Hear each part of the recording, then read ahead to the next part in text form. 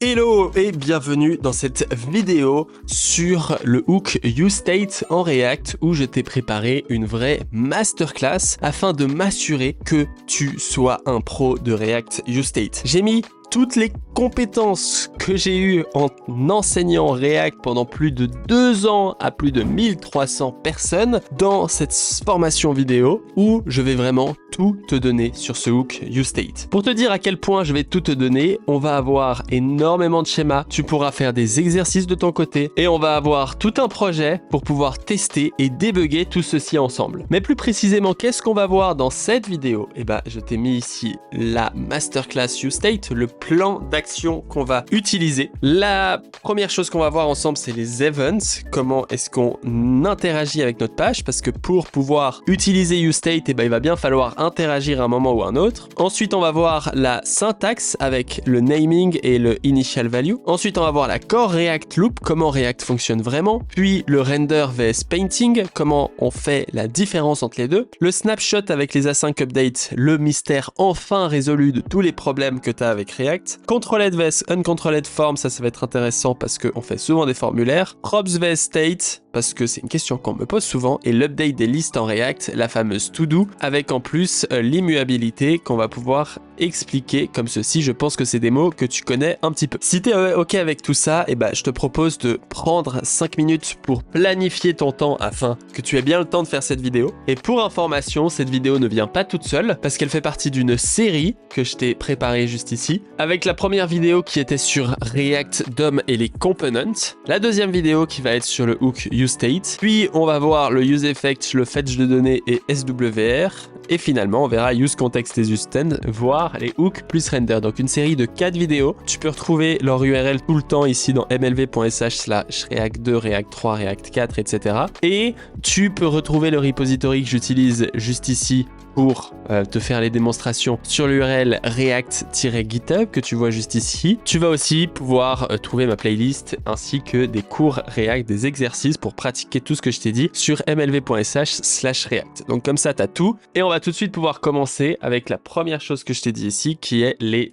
events. Alors pour les events, déjà, il va te falloir une application pour pouvoir coder.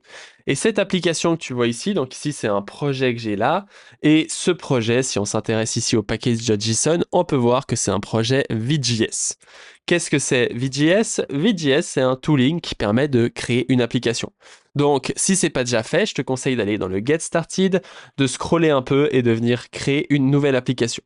Ensuite, personnellement, j'ai lancé pas Tailwind UI, mais Tailwind CSS ici. J'ai installé Tailwind CSS avec Daisy UI afin de pouvoir facilement créer des composants et de faire des démonstrations qui ont de l'impact parce que tout se fait plutôt facilement. C'est pour ça qu'on va tout de suite pouvoir commencer en fermant tous les onglets inutiles sauf le useState.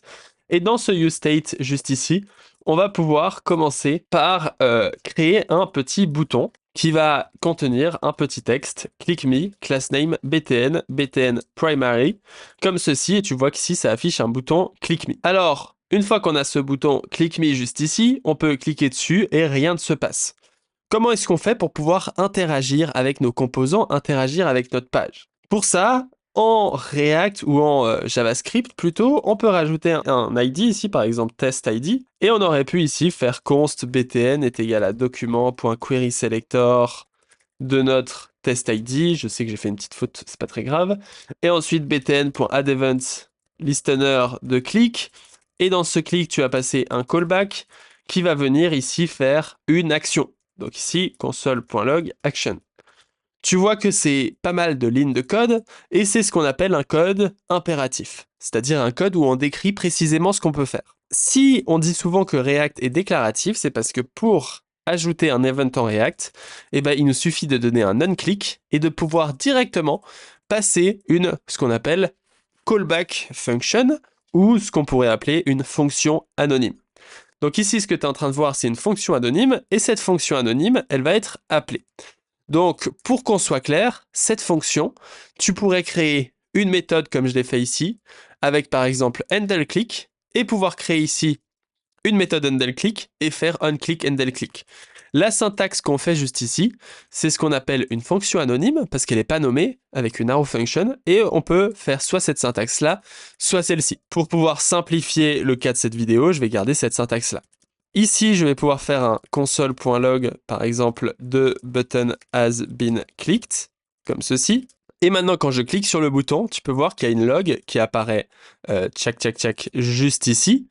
Et cette log, elle apparaît chaque fois que je clique sur le bouton. Donc on a bien rajouté un event listener sur notre bouton qui nous permet de venir gérer le clic comme tu le vois juste ici. Alors ça, c'est la première étape. Et après, on peut aller plus loin avec ces event listeners, comme on le verra après. Par exemple, si je crée un component to-do, parce qu'on va finir par faire une to-do list, donc autant commencer tout de suite, avec ici une div qui va avoir des petites class names comme ceci, qui va avoir un paragraphe avec par exemple faire des courses, et ici un button avec class name btn, btn error, btn sm qui nous permet d'avoir un petit bouton rouge, et ici on va l'appeler delete. Et tu peux voir que ici, comment est-ce qu'on fait pour remonter une information de to-do et pour informer app que notre to-do a été supprimé, pouvoir par exemple supprimer d'un state. Et bah pour ça, on peut rajouter un onClick ici, et là on peut faire console.log delete. Donc là, si j'affiche cette to-do juste ici, et que je clique là, on voit qu'on a le log delete. Mais là, ce qu'on pourrait faire, c'est rajouter une props onDelete, qui va être une méthode qui va ici, console.log appDelete. Donc j'écris appDelete pour comprendre que c'est effectué dans app. Et donc si ici, je prends les props et que je console.log les props, on va pouvoir voir qu'on retrouve la fonction onDelete. Et cette fonction onDelete, si elle est appelée dans ce composant, on va appeler la fonction onDelete d'ici avec ce qu'on appelle les callbacks. Et donc ici, je vais pouvoir faire props.onDelete. Et ici, j'utilise un point d'interrogation point pour appeler onDelete uniquement si cette fonction est définie. Et donc maintenant, quand j'appuie sur delete, on a le log delete, puis ensuite, on a le log appDelete qui est fait de notre composant app, et ça permet justement de faire remonter les données, de faire remonter des événements, etc. Et c'est avec ces événements qu'on va pouvoir interagir avec notre hook useState. Donc, qu'on répète un peu ce qu'on a vu juste ici, on a principalement compris, juste ici, que on avait utilisé des props ensemble dans la première vidéo, pour passer des informations d'un parent à un enfant avec des props. Mais la question qu'on se pose ici, c'est comment on fait pour passer des informations d'un enfant à un parent. Et pour ça, on utilise des events, des callback functions, des fonctions comme je te l'ai montré depuis avant. Et ça permet de faire remonter les informations. Et c'est ça qu'on va utiliser pour pouvoir s'amuser avec nos hook useState. Donc une fois qu'on a vu ça, on peut venir passer à la prochaine étape qui est l'utilisation de notre hook. Donc ici on a le handleClick, et ici on va pouvoir enlever l'usage de to-do afin de simplifier notre code, et je vais supprimer tout ça, et on va pouvoir avoir ici un const state est égal à par exemple useState, ici de 10. On va mettre n'importe quoi. Et on va console.log state. Et donc qu'est-ce que possède ce state? Tu peux voir que ce state, ce hook useState, il retourne un tableau. Dans ce tableau, il y a deux éléments. Le premier élément, on le voit directement, c'est la même valeur que ce que j'ai mis juste ici. Donc, la première valeur de notre tableau, c'est ce qu'on appelle l'initial value, qui va être la valeur initiale et qui va s'appliquer lors du premier render. Lors du render initial, on récupère la valeur initiale. Jusqu'ici, on est plutôt logique. Et ensuite, on a une deuxième méthode ici qui est inscrite ici en F et qui va nous permettre de mettre à jour le state. Et ici, c'est ce qu'on appelle autrement dit un ici getter qui nous permet de récupérer la donnée et ici un setter, c'est un pattern très connu. Donc ici, ce qu'on a, c'est le state et tu vois que là, si je veux, je peux afficher state de 0 pour voir la valeur. Et dans le handleClick, je pourrais faire ici state de 1. Et ici, j'appelle ce state de 1 avec par exemple 100, comme ceci. Et donc maintenant, quand je clique ici, on peut voir que ça vient set le state avec la valeur 100 et que ça met à jour l'interface. Maintenant, tu es en train de te dire que c'est pas très stylé et que dans les cours React que tu as vus précédemment, c'était rare que cette syntaxe était utilisée. C'est normal parce que vu qu'on retourne un tableau, En JavaScript, on peut faire ce qu'on appelle du destructuring, et donc ici, venir déstructurer notre tableau en faisant ici par exemple count et setCount. Et donc, ce qui va se passer ici, c'est que count va se retrouver dans la variable count, donc la valeur ici va se retrouver dans la valeur count, et la fonction, elle va se retrouver dans la valeur setCount. Alors là, je me suis un peu éparpillé. Et donc ici, on a count et setCount, et on va pouvoir appeler ici count, et ici, on va pouvoir appeler setCount. Et comme ça, on a bien count et setCount. Et donc, tu vois que ça fonctionne toujours. Donc ça, c'est pour la syntaxe. On va aussi avoir ici une initial value. Cette initial value, ça peut être un nombre, comme ici j'ai mis 100, ou on pourrait mettre une string avec par exemple salut, on pourrait mettre un objet, on pourrait mettre un booléen, on pourrait mettre à peu près ce qu'on veut.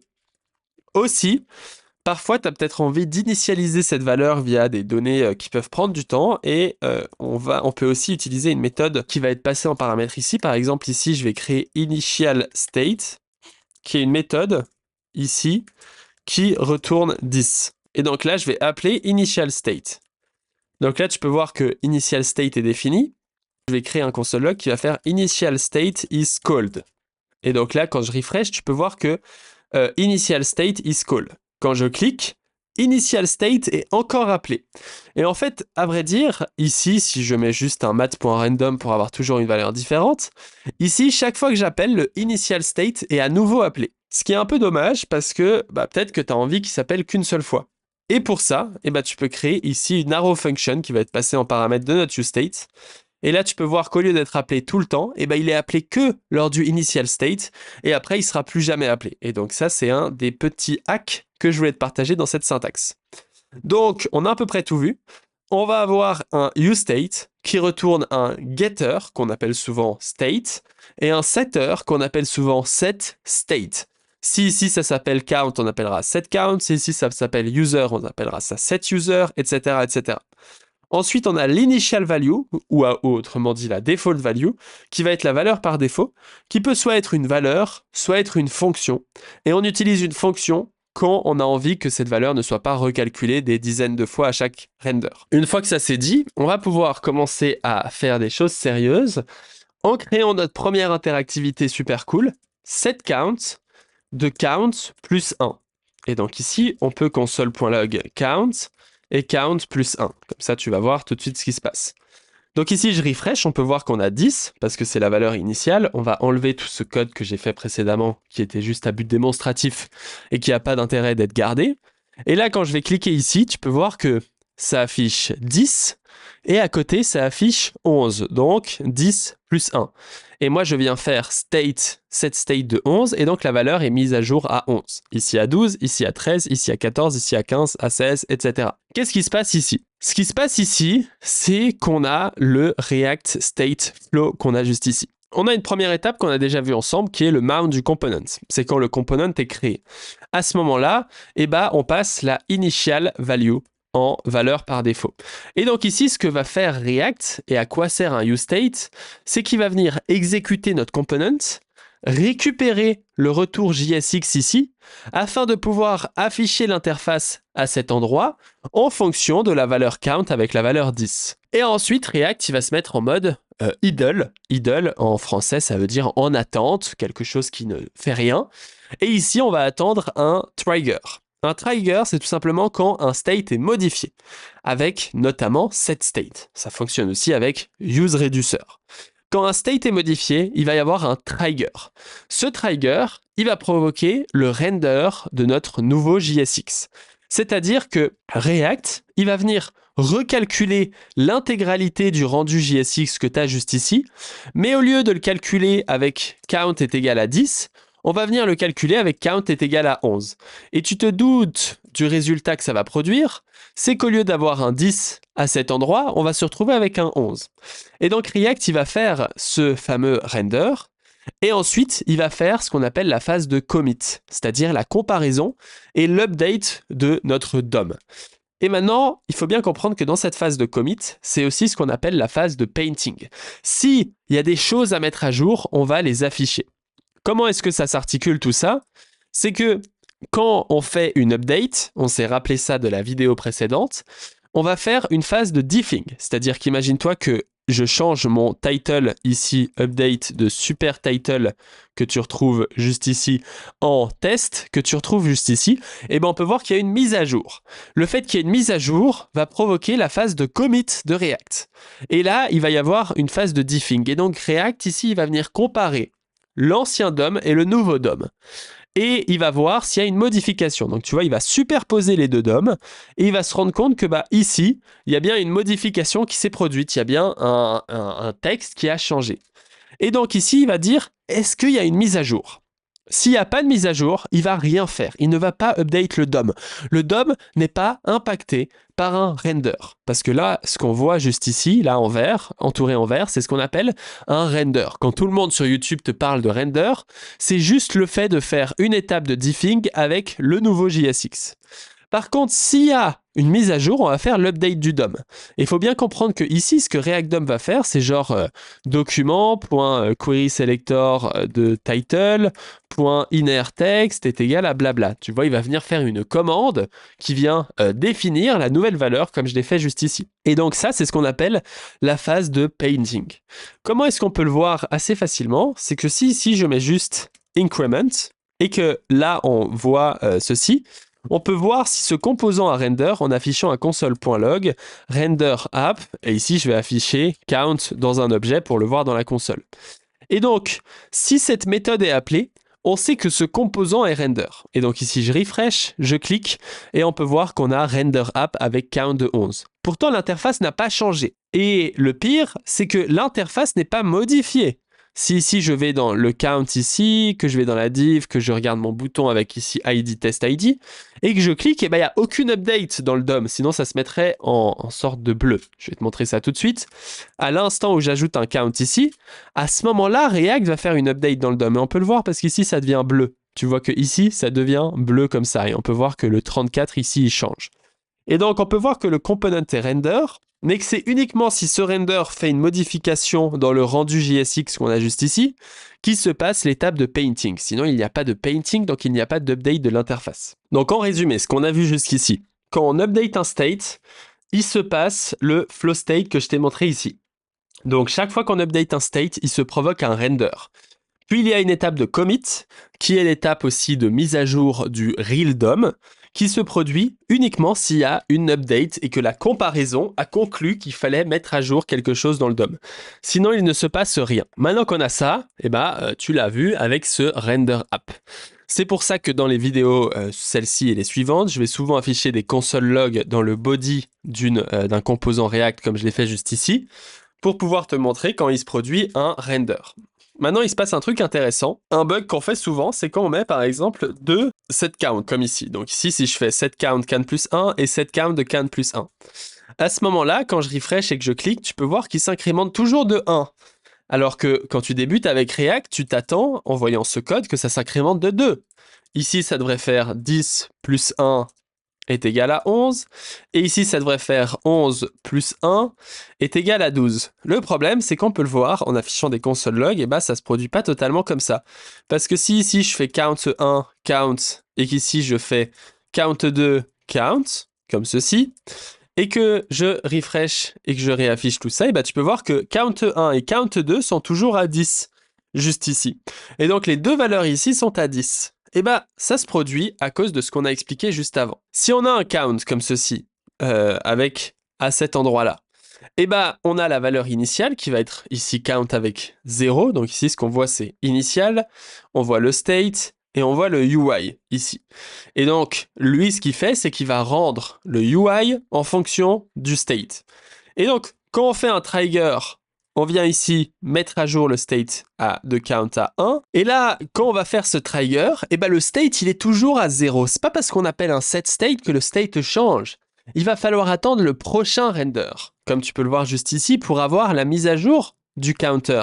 Et à ce moment-là, d'ailleurs, là, je ne l'ai pas fait, mais quand il y a la mise à jour du counter, c'est là où l'interface va changer. On peut le voir assez facilement parce que si tu regardes ici render et count 1, count 2 et que je refresh, on voit que quand je clique, ça affiche d'abord cette ligne-là. ensuite cette ligne-là, et finalement cette ligne-là. Donc ce qui se passe, c'est la première étape ici, c'est event trigger.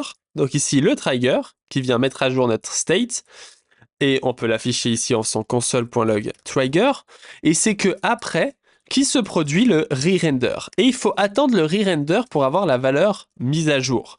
Et donc là, tu vois, quand je clique, on a le trigger qui se produit, et c'est que lors du prochain re-render que cette fois la valeur est mise à jour. Mais vu que là, on est dans cette fonction qui a été instanciée avec cette valeur de count est égal à 10, ou count est égal à 11, on peut pas récupérer la valeur à jour, comme tu le vois ici. Mais il y a quand même une syntaxe assez cool, c'est ce qu'on appelle current, qui va ici sur current plus 1. Donc ici, il faut rajouter un petit return. Et donc ici, je peux console.log. Et on va console.log current, qu'on appelle aussi current. On va console.log current et on va console.log count, comme ceci. Donc ça, d'ailleurs, ça sert à rien. On peut utiliser le shorthand. Et donc, je vais répéter ce code 2 fois. Donc ici, on va faire 1. Et la deuxième fois, on va écrire 2. Comme ça, on peut voir les différents renders qui se produisent. Et donc, quand je fais ça et que je refresh, là, on est à 10. Quand je clique, on voit qu'il y a trigger qui s'effectue, c'est la log là. Puis ensuite, on a la log qui est dans ma callback. Et là, on peut voir que current est à 10 et que count est à 10. Donc là, c'est à ce moment-là. Hein. Donc, current ici est bien à 10 et count ici est bien à 10. Donc, on a les deux valeurs qui sont correctement avec la valeur actuelle. Donc ici, count correspond à la valeur du state.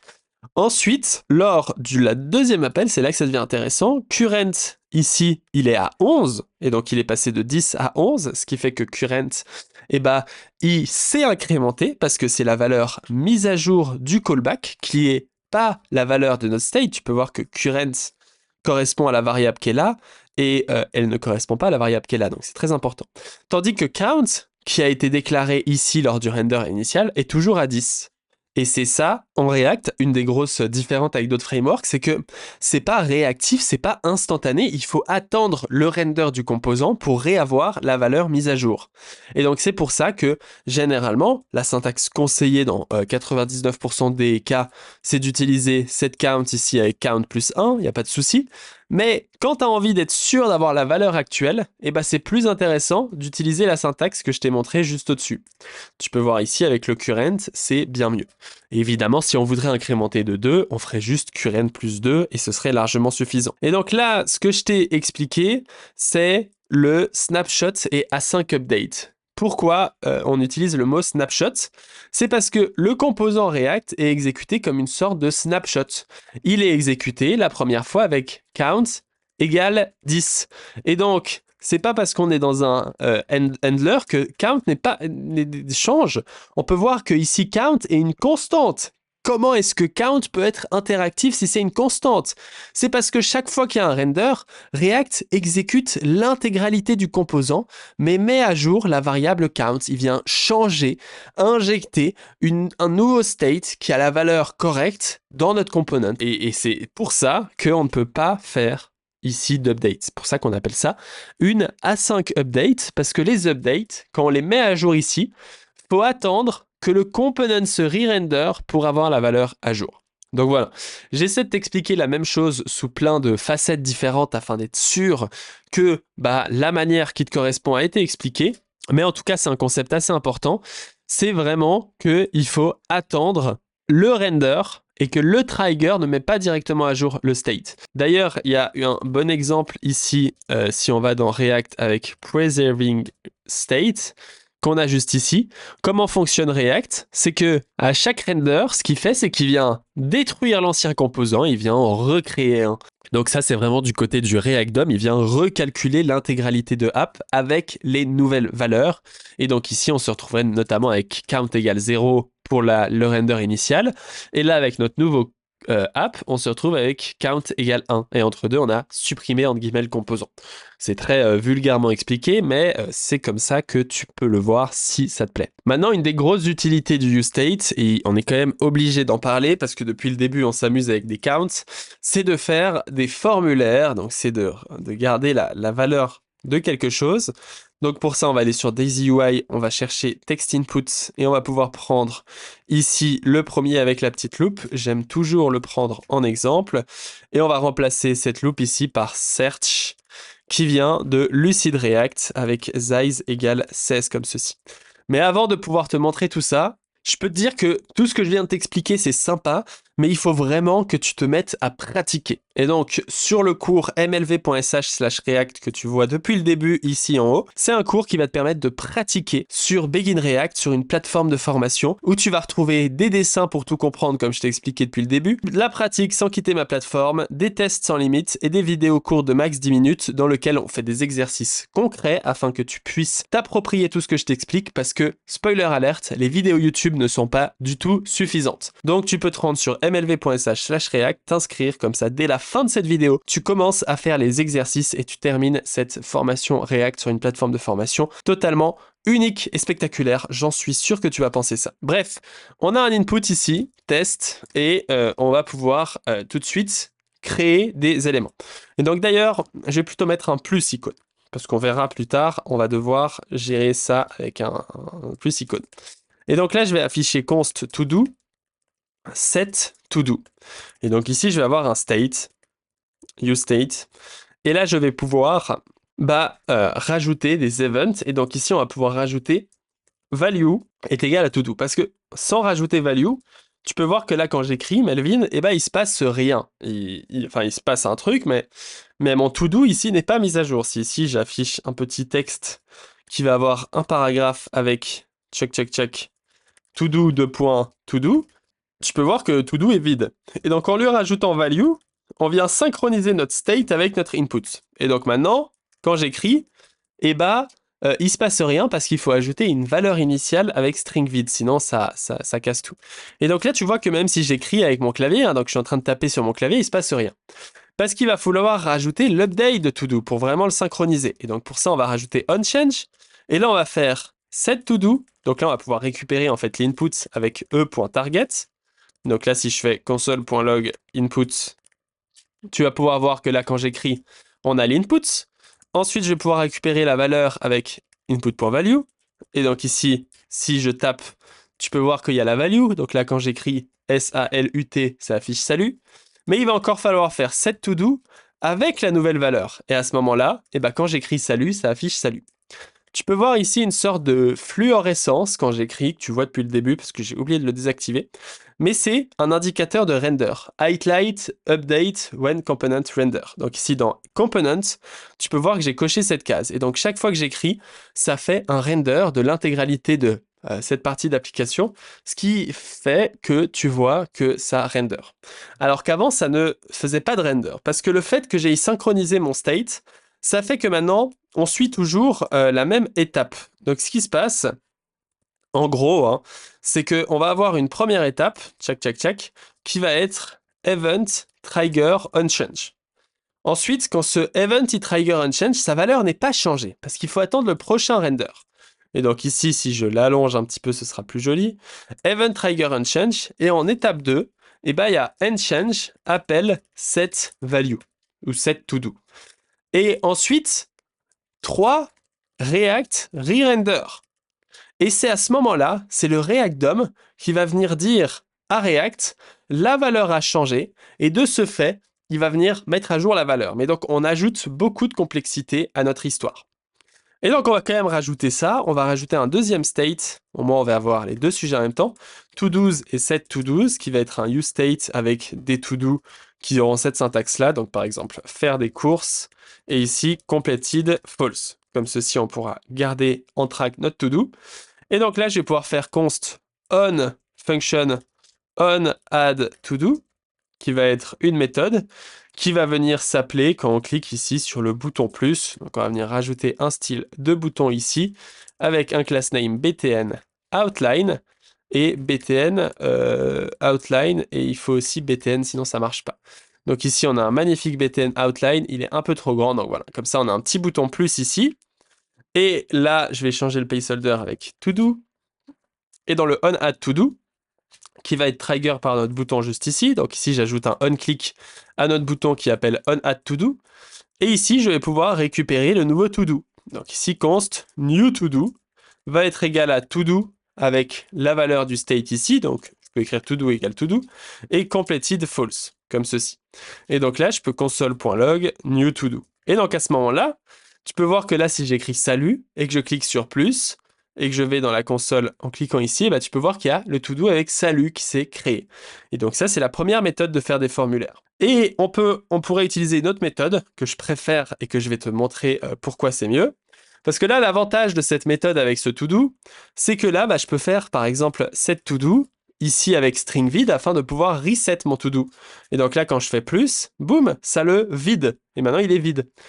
Mais il y a d'autres moyens de faire ça. Et puis, en l'occurrence, ici, c'est un champ de formulaire. Et donc, pour ça, je te conseille d'utiliser tout simplement un élément form. Et donc, la deuxième méthode de faire des formulaires sans setState et useState, ici, on va faire onSubmit, qui va être une méthode qui va appeler onSubmit ou handleSubmit comme ceci, avec event et event passé en paramètre.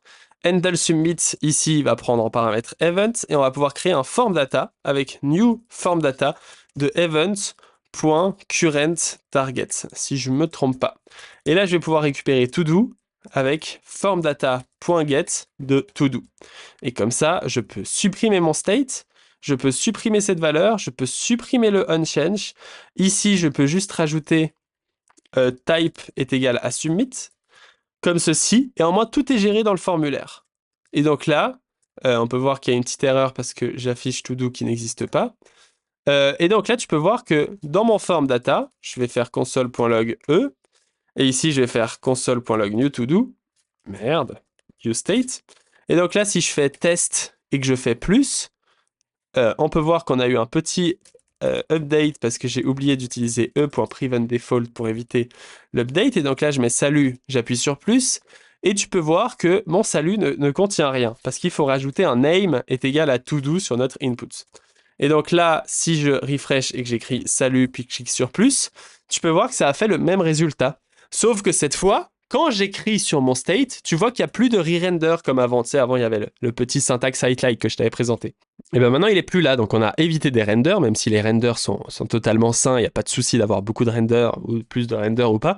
Mais c'est juste beaucoup plus élégant d'écrire ça comme ça. Donc, maintenant, on a créé notre to-do. Et on a vu qu'est-ce que c'était les events que j'appelle controlled vs uncontrolled.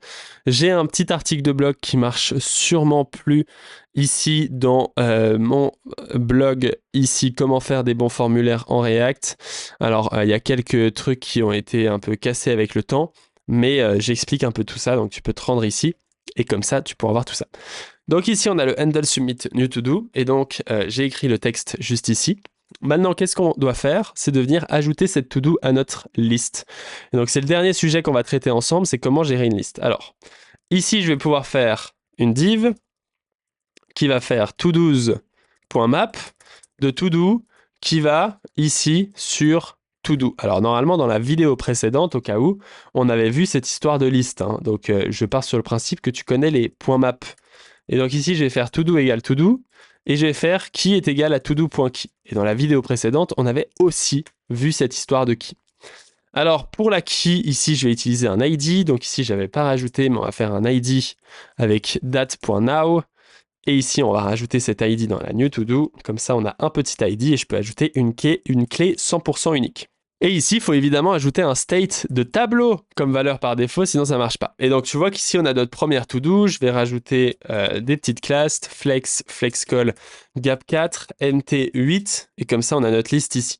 Avec le bouton delete qui fait, pour l'instant, rien du tout. Alors, comment est-ce qu'on rajoute une to-do? L'idée qu'on pourrait se faire de base, c'est faire todo.push, new to-do. Et donc là, je vais tester. Je vais faire test. Push, et il se passe rien. Il se passe rien du tout. Pourtant, si je console.log to-dos ici, eh ben on peut voir que, d'ailleurs ça a mis à jour, mais si ici je clique test, on peut voir que ça a bien rajouté un élément. Le problème, c'est que ça n'a pas créé de render. Le fait que ça n'a pas créé de render fait qu'on n'a aucune update et aucun feedback utilisateur. Donc, pour créer un setter, il faut appeler setToDo. Donc, on pourrait assez facilement appeler setToDo de to-dos. Donc si je refresh, je mets test. D'ailleurs, je sais pas pourquoi c'est toujours écrit faire des courses, mais c'est pas grave. Et je fais plus et on voit qu'il se passe toujours rien. Pourquoi? Parce que React, les state React sont immuables. Qu'est-ce que ça veut dire immuable? Ça veut dire qu'on ne peut pas les muter eux-mêmes. On ne peut pas les muter. C'est-à-dire on ne peut pas muter l'état actuel. Mais on peut remplacer l'état actuel. Et on l'a vu sur les vidéos JavaScript que j'en ai fait plein, donc si tu les as pas vues, il faudra que tu les regardes. Mais on a vu dans les vidéos JavaScript que un tableau a une référence. Ici, new to do a une référence. Et donc si ici je fais const new to do's est égal à to do's, qu'ensuite je fais new to do's est égal à .push, etc. et que je fais set new to do, le problème, c'est que j'ai pas vraiment remplacé le state parce que, on va le voir ici, quand je fais ça, on peut voir que new to do est égal à to do's. Alors que nous, on a besoin d'une nouvelle référence. Et donc la technique pour faire ça, c'est de venir dupliquer le tableau. Et pour faire ça, il y a pas mal de solutions, mais une des solutions qui est souvent aimée par les développeurs, c'est d'utiliser un tableau et de venir spread l'ancien tableau dans un nouveau tableau. Et donc à ce moment-là, je crée une nouvelle référence. Et donc là, tu peux voir que quand j'écris test et que je fais plus, ça écrit toujours faire des courses. Parce que depuis le début, j'ai pas affiché props.todo. Et ici, on va afficher aussi une checkbox. Donc je m'excuse pour la petite, si toi aussi tu étais perturbé depuis avant parce que ça s'affichait pas. Donc ici, on va afficher ça. On va faire checked est égal à props.completed. Comme ça, ici, j'ai fait props.todo, donc c'est props.todo.todo. Et ici, c'est props.todo.completed. Donc ici, je refresh, et quand je fais test, et que j'appuie sur Enter, tu vois que ça update. Alors si tu as envie que tout se réinitialise, tu peux faire e.currentTarget.reset, et de cette manière, tu peux voir que quand j'écris test, tu vois que ça supprime le texte qui est juste là. Alors tu peux voir que maintenant, j'ai réussi à ajouter un élément dans mon tableau.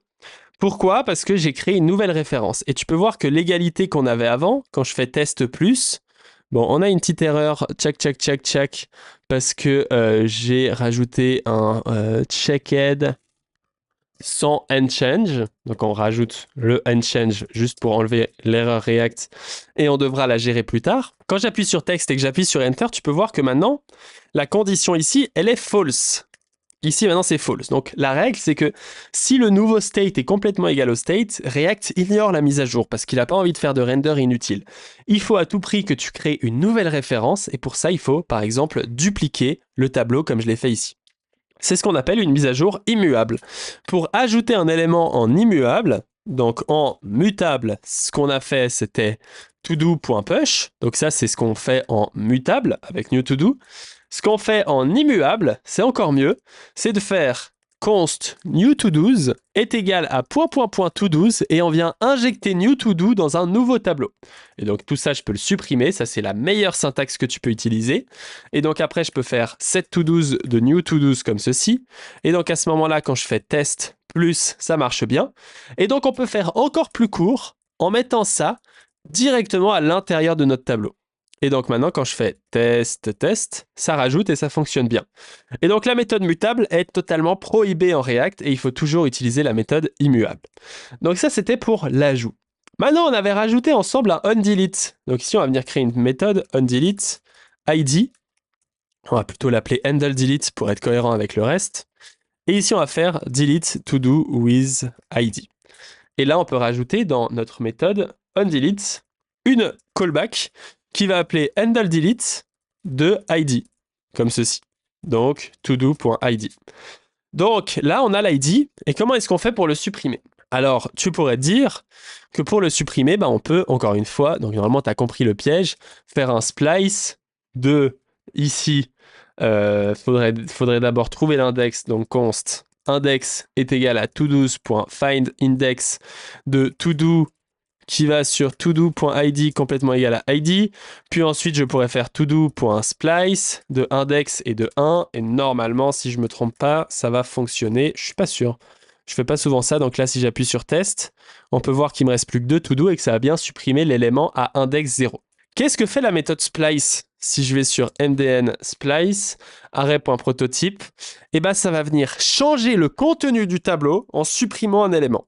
Mais il y a une meilleure méthode. Pour créer un nouveau tableau avec un segment supprimé ou ajouté, tu peux utiliser toSplice.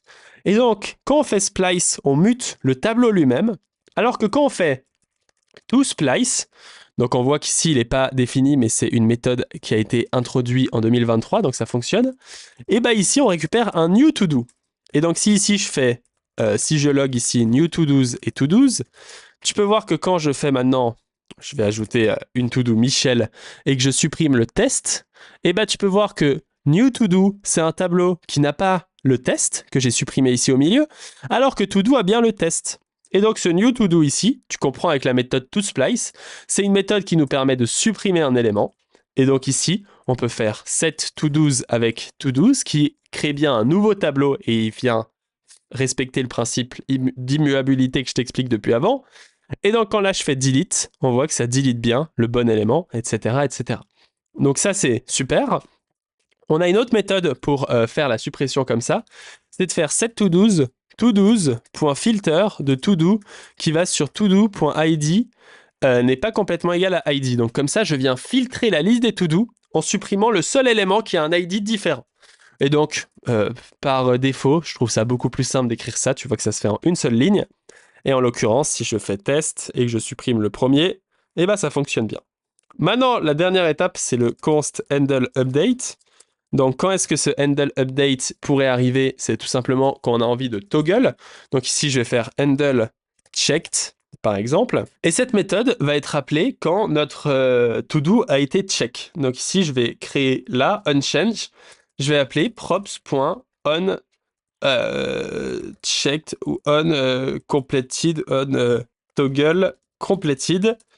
Et là, je vais appeler la méthode onToggleCompleted, encore une fois de manière conditionnelle. Et dans le onToggleCompleted, je vais appeler handleChecked de todo.id. Et donc là, qu'est-ce qu'on va faire? On va réfléchir comment est-ce que je peux créer un nouveau tableau qui modifie uniquement cet élément.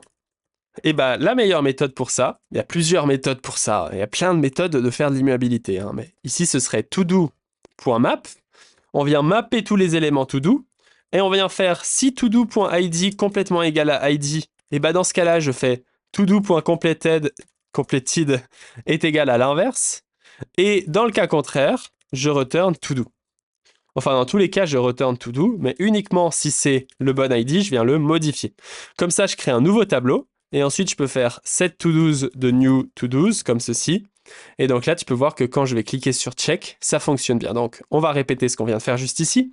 J'ai commencé par rajouter une props ici de props.onToggleCompleted. Quand on clique sur cet input, ça appelle ce onChange. Set input, je vais réussir à le faire bien un jour, ça va appeler le onToggleCompleted, qui va appeler le handleChecked. Le handleCheck, c'est une méthode que j'ai définie ici, qui vient aller sur chaque élément de mon tableau. Si tu connais pas la méthode .map, je t'invite à regarder mes autres vidéos JavaScript. Mais il vient aller sur chaque élément du tableau. Et pour l'élément qui a l'ID qui vient d'être cliqué, il vient inverser le completed et ensuite il retourne ce nouveau to-do. Et donc là, on peut voir que ça fonctionne. Il y aurait d'autres méthodes pour faire ça, en récupérant la référence, par exemple to-do, to update. Ici, on pourrait faire todos.find de to-do qui va sur todo.id complètement égal à id. Ensuite, je peux faire to-do, to update. Ici, point completed est égal à l'inverse de to-do, to update, point completed. Et ensuite, je peux faire set to-do de new to-do comme ceci. Et donc, je viens juste... donc là, ce que j'ai fait, c'est que j'ai modifié la référence de l'objet. Et ensuite, ici, je viens set le state avec un duplication de tableau. Et donc là, on peut voir que si mes compétences React ne sont pas trop mauvaises, on peut voir que ça fonctionne toujours et que ça provoque toujours des magnifiques re-renders. Mais la syntaxe ici est vraiment moins propre et je l'ai déjà faite à mes époques quand je débutais, quand je comprenais toutes ces références. Je préfère vraiment la syntaxe que je t'ai mise ici avec le map parce qu'elle est beaucoup plus claire et on peut d'ailleurs directement l'écrire là-dedans. Et comme ça fait encore une fois en une seule fois avec ici ce set update. Et donc, voici pour ce concept important de l'immuabilité. Donc, ce qu'on a vu ici, c'est que les states sont immuables, ce qui fait qu'on a besoin de créer une nouvelle référence de tableau, d'objet ou de tout ce que tu veux quand on le fait. Pourquoi est-ce qu'on n'avait pas besoin de faire ça quand on utilisait count? Parce que pour rappel, si on vient ici, 0 complètement égal à 0, c'est vrai. 0 complètement égal à 1, c'est faux. Et donc les valeurs primitives vont être comparées, comme ceci, en se rendant compte que c'est toujours différent si tu mets une valeur différente. Alors que les tableaux, si tu ajoutes un élément dans un tableau, il n'arrive pas forcément à se rendre compte de cet ajout, et c'est pour ça qu'on a besoin d'appeler tous ces concepts d'immuabilité. Et donc c'est comme ça que après près d'une heure, on a presque vu tout ce que je t'ai préparé, et on a pu voir l'update des listes en React, la fameuse to-do avec l'immuabilité. La seule chose qu'on n'a pas vu, que j'ai peut-être un peu zappé, c'est le props vs state. Donc c'est un faux débat, hein, mais enfin, c'est un faux sujet. Je suis assez méchant. Donc ici, normalement, j'ai un truc state vs props. Et donc la principale différence entre les state et les props, c'est que les props, ça va vraiment permettre de configurer un élément, comme je le fais ici. Donc ici, on a par exemple Lego Component, je lui passe une couleur, une taille, une couleur, une taille, et ça donne un rendu différent. Alors que les states, c'est vraiment comme une mémoire interne qui serait dans mon truc, comme une sorte de cerveau, comme une sorte de mémoire, comme une sorte de puce, qui va venir être modifiée. Pourquoi est-ce que parfois on bug un peu avec ces éléments? C'est parce que comme on l'a fait juste ici, on a l'impression que To-Do a un state, parce que quand je clique sur le input checked ici, ça update bien mon To-Do. Donc on est en train de se dire, mais quelle est la différence entre props et state, en sachant que là, quand je clique ici, ça met bien à jour mon state là. C'est parce que quand je clique ici, ça vient appeler ma méthode juste ici, qui vient appeler mon state juste ici, qui met à jour l'état du state, qui provoque le re-render de app. Et une des règles du re-render, c'est quand le parent re-render, l'enfant re-render aussi. Et donc c'est ce qui se passe ici. L'enfant re-render et donc l'enfant est mis à jour. Mais c'est pas la props, c'est pas lui qui met à jour sa propre mémoire interne, c'est le parent qui met à jour sa mémoire interne qui vient impacter le rendu. Et donc c'est ce que j'explique ici, c'est que des fois le composant, il vient passer un setter, donc ici c'est la méthode, et il vient update la méthode de app. Donc c'est un concept à bien avoir en tête. En conclusion, les props permettent de paramétrer un composant, de passer des events, de passer des états, de passer des configurations, alors que les states sont internes au composant et permettent d'avoir une mémoire interne qui provoque des fameux re-renders. Mais si un composant qui a des states render un composant qui n'en a pas, celui-ci va quand même être render à cause de la règle que j'ai juste ici, React Render, tu vois que j'ai plein de schémas. Quand le parent re-render, les enfants sont re-render. C'est une des grandes règles de React. Si tu as envie d'en savoir plus et d'aller beaucoup plus loin sur tous ces sujets, rends-toi immédiatement sur mlv.sh/react, tu tapes mlv.sh/react dans n'importe quelle barre de recherche, tu vas tomber sur mon site, et une fois que tu es sur ce site, tu vas pouvoir profiter de mes cours gratuits avec des dessins, une plateforme, des exercices et des vidéos courtes, comme ça je m'assure que tu pratiques, parce que la pratique c'est essentiel pour avancer. Aussi, tu peux taper mlv.sh/react-3 pour regarder la vidéo sur UseEffect qui va suivre cette vidéo. Et si t'as aimé, le meilleur moyen de me soutenir, c'est évidemment, t'as déjà fait le meilleur, vu que t'as regardé jusqu'à la fin, t'as déjà donné tous les bons signes à YouTube. Mais si t'as envie en plus de commenter pour me remercier, ainsi que lâcher un like, et ça va faire extrêmement plaisir à YouTube et à moi aussi. Donc on se retrouve dans la prochaine vidéo, la React 3. À tout de suite, ciao ciao.